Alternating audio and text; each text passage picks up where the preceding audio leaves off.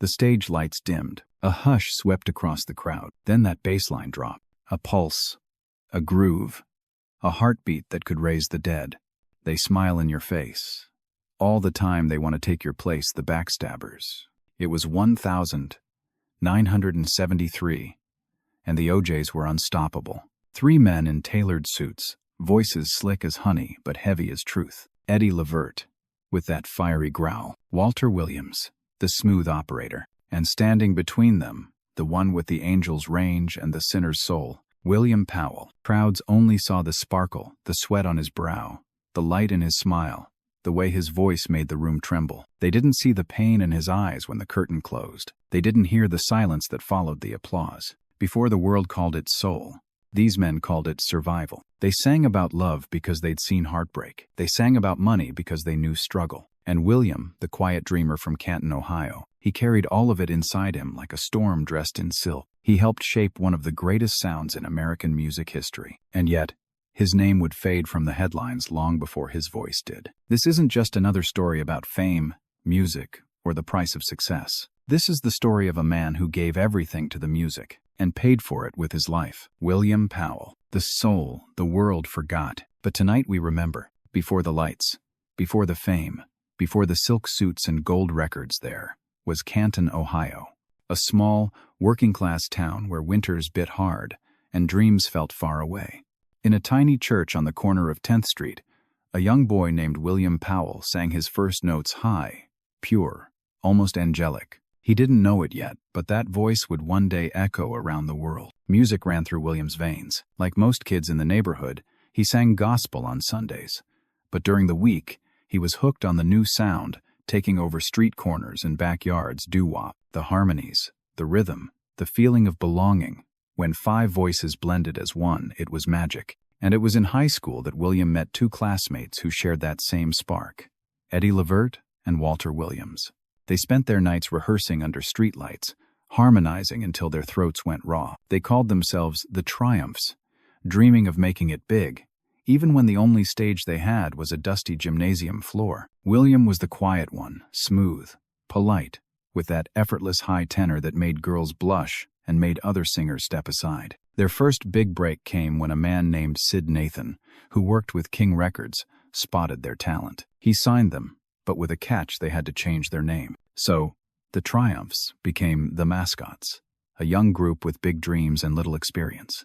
They cut a few singles, but none took off. For most artists, that would have been the end of the story. But fate had other plans. A Cleveland DJ named Eddie OJ heard something in their voices that no one else did. He believed in them enough to manage them, promote them, and even give them a new name. The OJs, he said. It was simple, catchy, and carried his blessing. The group packed their bags for Los Angeles, chasing a dream that seemed to shimmer just out of reach. They recorded songs like Lipstick Traces and Lonely Drifter. They sang backup for Nat King Cole, Small Steps Toward a Bigger Stage. But behind the music, reality hit hard. Money was tight, shows were scarce, and sometimes they had to walk miles to perform just for a meal. Still, William never complained. He was the glue that held the harmony together, the voice that lifted the group when hope ran thin. He believed in the dream, even when record labels didn't. Then came another chance, a meeting with 2 Philadelphia songwriters who would change everything: Kenny Gamble and Leon Huff. They saw something raw, something soulful in the OJs that other producers had missed. They gave them songs with meaning, songs that spoke to the Black experience, to working-class love, to survival. Songs like One Night Affair, and later, Backstabbers. By the time the needle dropped on Backstabbers, the world finally caught up to what William Powell and his brothers had been singing all along. Soul wasn't just music. It was a lifeline. From the small church in Canton to the stages of Philadelphia, the OJs had arrived, but the price of the dream was only beginning to show. When the OJs walked into the studio of Kenny Gamble and Leon Huff, they didn't yet realize they were stepping into history. Philadelphia in the early 1970 seconds was alive with soul. It wasn't just music, it was a revolution wrapped in velvet harmonies and brass horn. The city was birthing a sound that would come to define an entire era. Smooth, powerful, and unapologetically Black. The OJs were ready. They had struggled for years, endured lineup changes, rejection letters, and empty hotel rooms. But when Gamble and Huff placed that first demo on the turntable, a song called Backstabbers, everything clicked. The message was sharp, the rhythm tight, the groove impossible to ignore. At first, the group wasn't sure. "It's too different," they said. But Gamble just smiled. "Trust me," he told them. "This will change everything." And it did. When Backstabbers hit the airwaves in 1972, it wasn't just a hit, it was an anthem. That unforgettable chorus. "They smile in your face. All the time they want to take your place." Captured something real, something every listener felt deep down. The single shot straight up the charts, turning 3 singers from Canton, Ohio, into national stars almost overnight. Then came Love Train. The song's rhythm pulsed like a heartbeat, full of hope and unity, crossing oceans and borders. People all over the world join hands. It was more than music, it was a movement. For the first time, the OJs weren't just performing soul, they were defining it. Love Train became their first #1 pop hit, a song that still plays at weddings, rallies, and celebrations around the world. Money flowed in, crowds grew, and the trio's chemistry became electric. Eddie Levert was the powerhouse, raw, emotional, full of fire. Walter Williams, the calm in the storm, smooth and graceful. And William Powell, the quiet heart of the group, with a voice that could slice through any mix and make a crowd go still. William had a glow about him. Fans noticed the way he'd close his eyes when he hit those high notes, as if he was praying through the music. He wasn't loud or flashy. He didn't need to be. His voice said it all. When the group performed "For the Love of Money," that cry in his tone turned the song into something spiritual. It was a warning wrapped in funk, a reminder of the price of greed. By now, the OJs were everywhere. Platinum records, sold-out shows, magazine covers. They had become the voice of the Philadelphia sound, a bridge between gospel soul and modern R&B. But behind the bright lights, fame carried a darker rhythm. The late nights turned into longer ones. The drinking and drugs crept in, first as celebration, then as escape. For William Powell, the party was becoming harder to control. Still, he showed up to every recording, every concert, pouring everything he had left into the music. Because to him, the stage wasn't just a job, it was home. The 1,970 seconds had crowned the OJs kings of soul. But as their fame soared higher, William's health and spirit began to fade, a quiet shadow growing beneath the spotlight he helped create. Fame has a strange way of testing the soul. One moment you're on top of the world, the crowd is chanting your name. Your songs are spinning on every radio station, and the next, you're staring at the ceiling of a hotel room, wondering how the silence got so loud. For William Powell, that silence came quickly. The OJs were unstoppable in the mid-1000. 970 seconds. Their voices filled dance floors, living rooms, and car stereos across America. For the love of money. Give the people what they want, and let me make love to you. Were not just hits, they were part of the soundtrack of a generation. But behind the music, the fast life had taken its toll. The fame, the women, the pressure, it all blended into a blur. After endless touring and recording, exhaustion became the norm. To keep up, some turned to the nightlife for relief. The drinks, the parties, the drugs, heroin, especially, had found its way into the soul scene like a silent predator. William wasn't immune. He began to slip deeper into the habit, one that offered escape from the constant motion, from the weight of expectation. Eddie Levert and Walter Williams saw it happening. They loved him like a brother, but addiction isn't something you can sing away. William would miss rehearsals, show up late, or arrive visibly high. Yet, when the spotlight hit him, something magical still happened. His voice never faltered. He'd hit those impossibly high notes and make the audience forget everything else. But his body was breaking, even as his talent stayed intact. Then, tragedy struck again. One night, after a show, William was involved in a serious car accident. He survived, but the recovery was brutal. Doctors ran tests, checked for internal injuries, and that's when they found something much worse. Colon cancer. For a man barely in his 30s, the diagnosis was devastating. Still, he tried to keep it quiet. The fans didn't know, and on stage, he refused to show weakness. He'd smile, sing, and give everything he had, even when the pain was eating him alive. Gamble and Huff, the producers who helped make them stars, offered to slow things down, fewer shows, more rest, but William wouldn't have it. "The people came to hear us sing," he said. "I'm not stopping now." He meant it, but as the months went on, it became harder to ignore the toll. By late 1976, William could barely stand through entire performances. He would retreat backstage, clutching his stomach, gasping for air. The drugs that once numbed his mind could no longer silence the agony.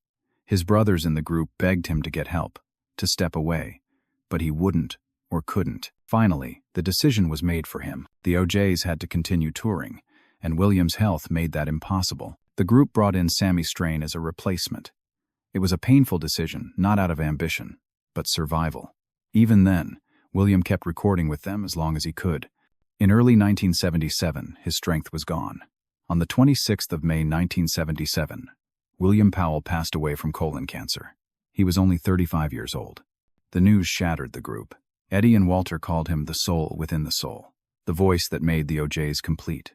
Fans mourned, but few knew how deep the loss truly cut. William Powell wasn't just another singer. He was the sound of hope and the reminder that even the brightest stars burn out too soon. When William Powell left this world in 1977, a silence swept through the halls of soul music. It wasn't just the loss of a voice, it was the loss of a feeling. That soaring tenor, the high, aching notes that could lift a song straight into heaven, were suddenly gone. And yet, somehow, it felt like he never really left. Eddie Levert and Walter Williams were shattered. The two men had built their lives around the harmony they shared with William, three young dreamers from Canton, Ohio, who once sang under streetlights and prayed someone would listen. Now, one of those voices had vanished, and the group's rhythm felt incomplete. It wasn't just singing, Eddie would say, years later. When William opened his mouth, it was like truth itself came out. The show, as cruel as it sounds, had to go on. The OJs brought in Sammy Strain, a seasoned performer who respected William deeply. Sammy didn't try to replace him, no one could, but instead honored his spirit by carrying the torch forward. Each night, when they performed Love Train or For the Love of Money, they could feel him there, in every harmony, in every echo that lingered after the final note. Fans felt it too. Even decades later, concertgoers would speak of William's presence like it was still on stage. They remembered the way he'd close his eyes, tilt his head, and let the note hang just a second longer than anyone else dared to. He had that rare gift, a mix of power and vulnerability, that made people believe every word. Behind the scenes, though, his absence haunted the industry in another way, through the ongoing battles over royalties and recognition. After his death, his family fought for years to receive what he was owed from Philadelphia International Records. The music made millions. William's estate saw only fragments. It was a bitter irony, the man whose voice helped define a label, now reduced to paperwork and unpaid promises. Still, time has a way of honoring what money cannot. In 2005, the OJs were inducted into the Rock and Roll Hall of Fame, a moment long overdue. When Eddie and Walter stood on that stage, they spoke William's name first. "He's here with us tonight," Eddie said, his voice trembling. "He always will be." The crowd rose to their feet in applause, not just for the hits, but for the humanity that William brought into every song. His influence lives on in subtle ways, too.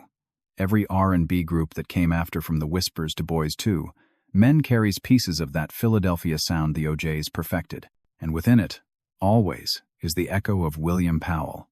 Clean, golden, unbroken. For the fans who grew up with backstabbers spinning on their record players, William was more than a singer. He was a part of their youth, the soundtrack to love, heartbreak, and every late-night drive home.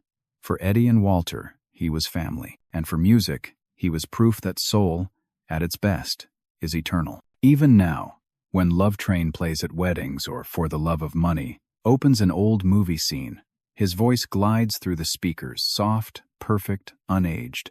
William Powell may have died young, but his sound, it never learned how to fade. Some stories don't end with standing ovations. They end in quiet rooms with an empty microphone, a folded suit, and memories that echo longer than any applause ever could. William Powell's story was one of those. He didn't chase fame. Fame found him in a voice too pure for the times, in harmonies that lifted entire generations out of heartbreak and into hope. But like so many gifted souls, he carried a light that burned faster than the world was ready for. The OJs went on to conquer decades, but even in their greatest triumphs, William's absence was a silent note beneath every chorus. You could hear it, that missing pitch, that lost harmony as if the air itself was trying to fill the space he left behind. And somehow, that emptiness became part of their sound. It gave their music weight. It gave it truth. In the years that followed, Eddie Levert and Walter Williams spoke often about the lessons fame had taught them about friendship, loyalty, and the cost of living your dream.